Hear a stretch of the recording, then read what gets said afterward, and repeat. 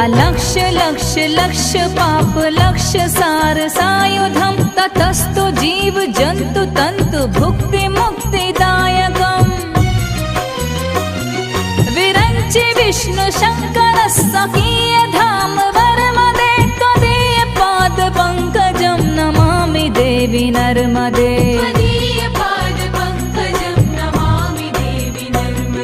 Namami Devi